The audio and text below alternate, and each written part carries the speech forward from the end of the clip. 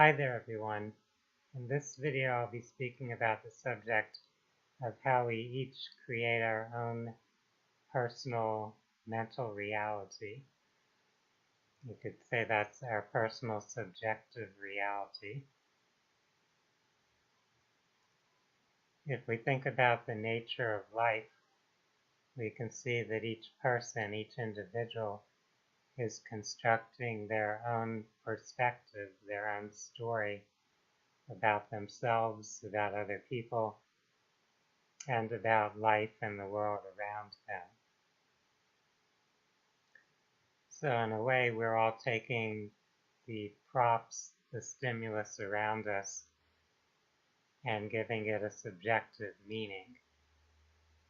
Until we each give it some meaning, it's in a sense neutral. If we think of data on a computer, we can kind of create an analogy for how this works. Many of you may be familiar with the idea of binary computer code, where there's just really a bunch of zeros and ones. Until those zeros and ones in their pattern are decoded, they don't really provide any useful information.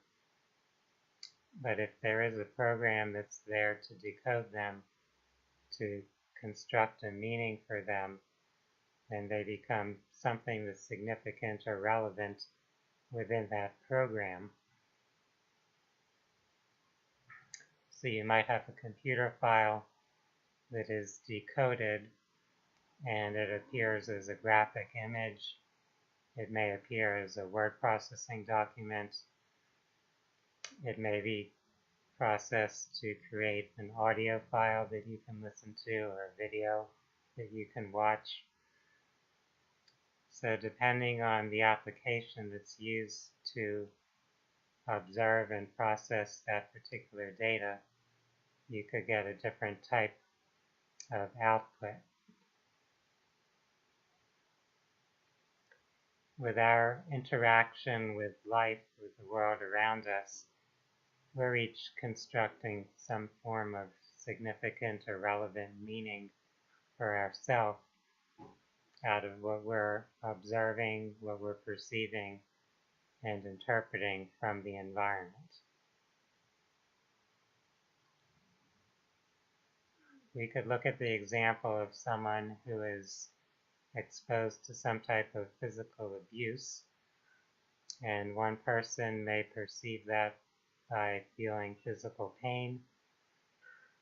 Another person may respond to that by actually liking the experience, someone who is a masochist. So in that person's personal reality, that physical abuse is not a negative thing. They're perceiving it or interpreting it as something pleasant or positive.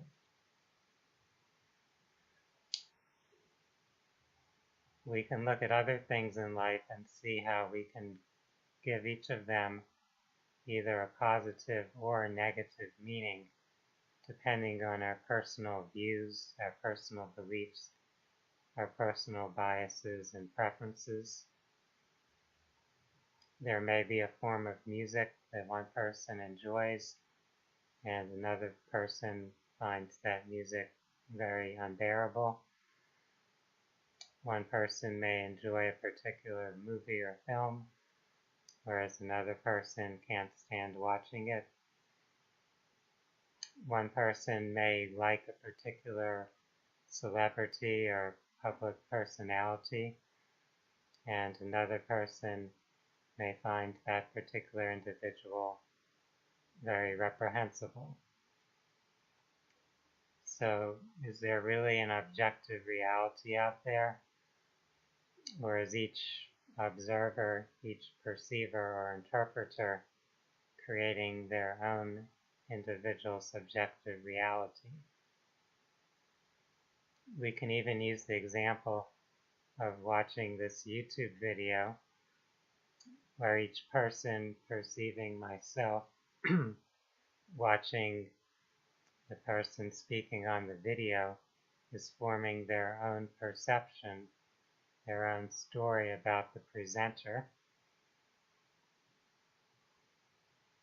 Now, if you are interested in the particular topic, you may find that presenter interesting.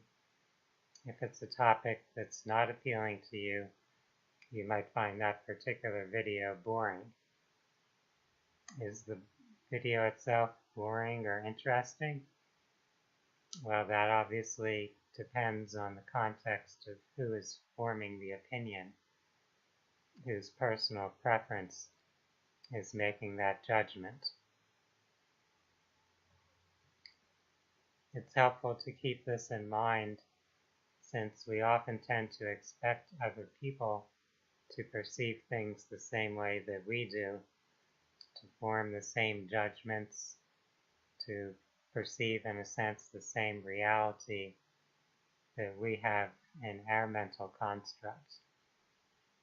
But our mental construct is really just that, our own mental construct. It doesn't apply to everyone else. Each person has their own mental construct. Some of them may be rather similar to one another, but each is ultimately unique, since each of us has our own personal history, our own unique compilation of values, of beliefs, of reference points upon which we are creating our perceptions and our judgments about things. Therefore, it's helpful to realize that in that sense, the world doesn't revolve around our own mental construct.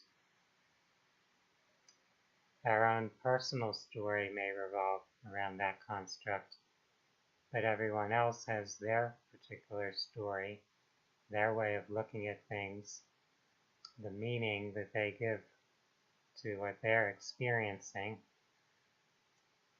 So each of us, as we interact with each other, we're playing different roles in each reality that each other individual is constructing. So besides the way you see yourself, there's the way each other person who in some way perceives you as forming their view of you. Are any of those views ultimately right or wrong? If we're honest about this, the answer is presumably no, because those are subjective forms of judgments.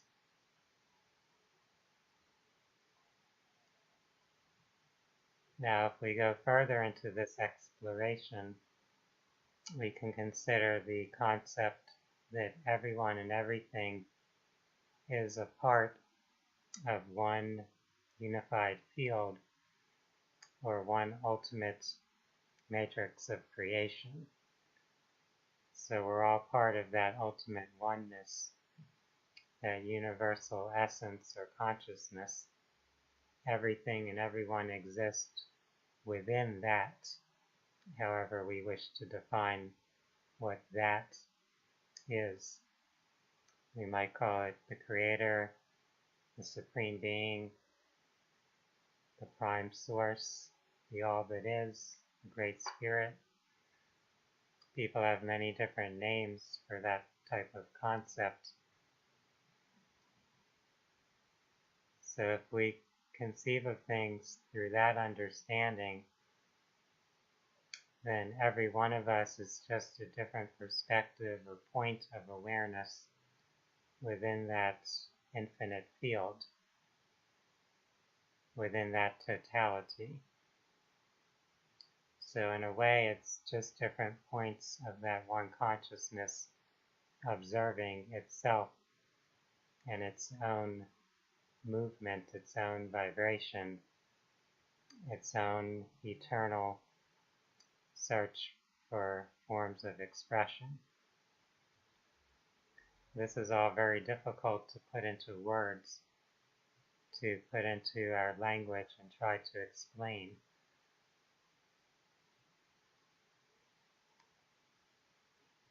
coming back to the topic of constructing our personal mental reality, our mental construct, we can take some time to reflect on whether we're creating a story or a construct that's serving us well, that's empowering us, that's helping us live a more fulfilling life, or are we creating some type of mental construct or personal story that's inhibiting us, that's in a way sabotaging our own well-being and fulfillment? Are we seeing ourselves as a victim? Are we seeing life's circumstances as there to put us down or to give us opportunities to learn and grow and evolve? We could take the exact same situation or circumstance and define it in either way. We could apply either of those meanings to it. Depending on which meaning we apply to it, on how we define that experience or create a story about it, we'll feel differently about it, and we will respond to life in different ways. So let's take this opportunity to look for ways to empower ourselves to use these circumstances, the perceived phenomena of life, to our benefit as tools to help us grow and evolve, to help us understand ourselves more fully, and to master life more completely. I want to thank each of you for taking your time to view this video, for exploring these topics, for seeking to become a better version of yourself. For those who would like to view more videos I've done on topics of spirituality and holistic health and well-being, you can view this YouTube channel. You can also visit my website, www.phinsights.com. That's PHINSIGHTS.com. For now, I'd like to wish each of you a wonderful day. Namaste.